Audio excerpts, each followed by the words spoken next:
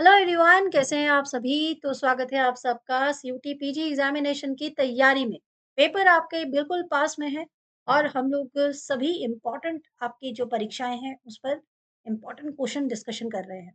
जितने भी पेपर्स में मैंने क्वेश्चंस देखे हैं, एनालिसिस किए हैं आपके प्रीवियस 3-4 सालों के, तो मैंने देखा है जिस तरह के पैटर्न के क्वेश्चन बार-बार रिपीट हो रहे हैं, तो वही मैं क्वेश्चन आपके सामने लेकर आ रही हूँ, जिससे आपका टाइम जो है वो वेस्ट बिल्कुल ना हो, आप ज़्यादा से ज़्यादा मार्क्स को स्कोर कर पाएँ। तो इससे पहले भी वीडियोज़ आपके साथ शेयर मैंने किए हैं और यदि आप फॉलो करते हैं चैनल को, तो आप देखेंगे कि आपके करियर से जुड़े हुए जितने भी इम्पोर्टेंट एग्ज़ामिनेशन होते हैं भारत में, उन सभी पर मैं आपके साथ डिस्कशन करती हूँ। तो मैं हूँ चीनू ठाकुर और स्वागत करती हूँ आपका सौरभ सर क्लासेस में। यदि आप फर्दर किसी भी तरह का आपको क्वेरी है, तो आप कमेंट सेक्शन में मेंशन कर सकते हैं। हमारी टीम आपसे जुड़कर आपके सभी सवालों का जवाब देगी। तो आज प्रश्न से स्टार्ट करते हैं। क्वेश्चन है, if in a certain language flowers is coded as this and how will pension in coded in that language. अब देखिए, यदि आप ये उम्मीद करते हैं कि आज से 4-5 साल पहले वाला जो सीयूटी पीजी एग्जामिनेशन है, आप उसके मॉक टेस्ट करके जाएँगे और अभी वो सिंपल वाला रीज़निंग आएगा, तो ऐसा नहीं है। जैसे कि आप इस पेपर में अगर नोटिस करेंगे, इस क्वेश्चन में स्पेसिफिकली, ये आपका मैंने 2024 का पेपर लिया है। यहाँ पर देखिए फ्लावर्स जो है ना, जो वर्ड लिया गया है, ऐसे कोई भी वर्ड मिलेगा तो सबसे पहले आप ऐसे लिख लीजिए और उसका जो कोड दिया हुआ है, ठीक उसको थोड़ा गैप में लिखिए। SLEWORF। यहाँ पर एक नोटिस करेंगे आप, फर्स्ट लेटर और फर्स्ट लेटर, ठीक है? तो यहाँ पर जो पेंशन है, यानी कि अगर PENSION है, तो एन आपका आएगा यहाँ और पी आएगा आपका यहाँ। सबसे पहले हम यही देख लेते हैं, ठीक है? सेकंड में हम देखेंगे कि आप एल को देखेंगे, एल यहाँ आ गया है सेकंड नंबर पर, यानी कि यहाँ पर ई आना चाहिए, ठीक है? ओके। यहाँ पर हम देखेंगे कि ओ आया है उस तरफ से थर्ड नंबर पर, यानी कि एन यहाँ से थर्ड नंबर पर आना चाहिए। तो थर्ड नंबर पे यहाँ और यहाँ देखिए, ठीक है? 2 ऑप्शन आपके मैच हो रहे हैं। अब अगर मैं बात करूँ डब्ल्यू, यानी जो आपका फोर्थ लेटर है वो ठीक सेंटर में है, यानी मेरा फोर्थ लेटर ठीक सेंटर में ही आएगा, ठीक है? ऐसा आएगा यहाँ पर।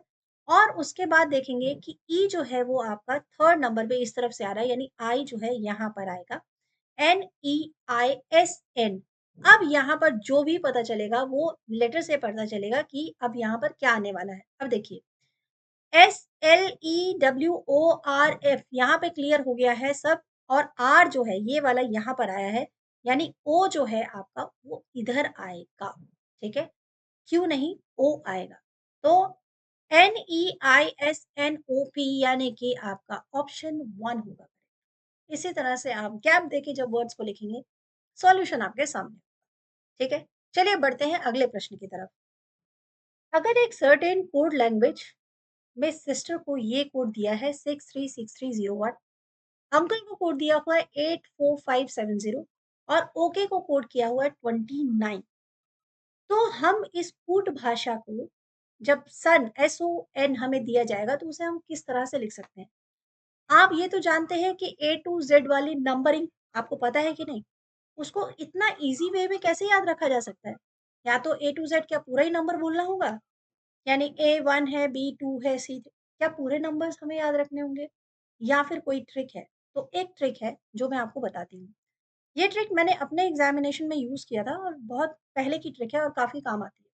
क्योंकि एक ऐसा शब्द है जो आप सब अपने लाइफ़ में कई बार मज़ाक-मज़ाक में यूज़ करते थे। जब थोड़ा-सा ऐज कम होगा तब की बात है। हम लोग एक वर्ड या एक सॉन्ग सुनते थे, इलू। ये वर्ड बड़ा फ़ेमस था। थोड़ा-सा जॉली वर्ड है, थोड़ा इंटरेस्टिंग वर्ड भी है। तो इलू को अगर हम याद रखें, वैसे तो ये हमें भूलता नहीं है, तो 9, 12 और 21 ये शब्द भी हमें याद हो जाते हैं। ये नंबर आपको याद है, 9, 12, 21। अब इसके आस-पास के नंबर आपको आराम से याद आएँगे। जैसे अगर IMN, ठीक है? एल सॉरी, LMN, यहाँ पर LMN है और आई के साथ जे, के, ठीक है? और यू के साथ VW है। तो आप इसके बाद के नंबर्स आराम से पता लगा पाएँगे।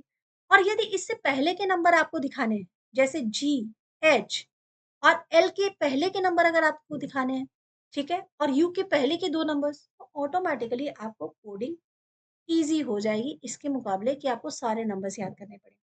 एक तो ये ट्रिक है। इस ट्रिक के हिसाब से आप बहुत सारे सॉल्यूशन कर सकते हैं। अब आते हैं क्वेश्चन के ऊपर वापस।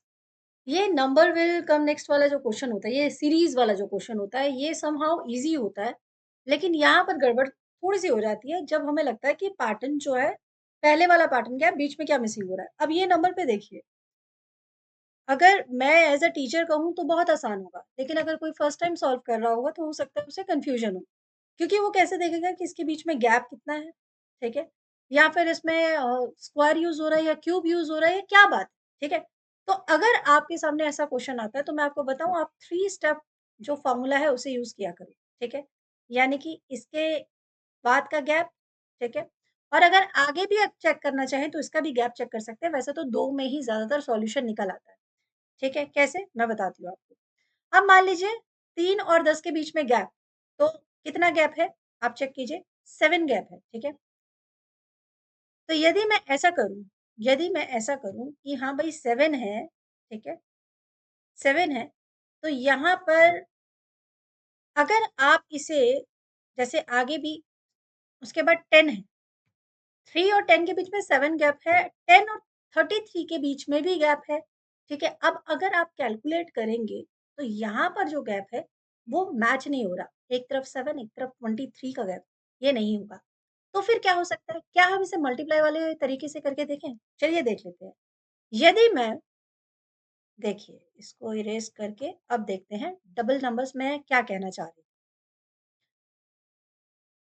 हूँ। यस, यदि मैं 3 मल्टीप्लाई बाय 3 करूँ और आंसर आए 9 और मैं इसे +1 करती हूँ, तो मेरे पास हो जाता है 10, ठीक है?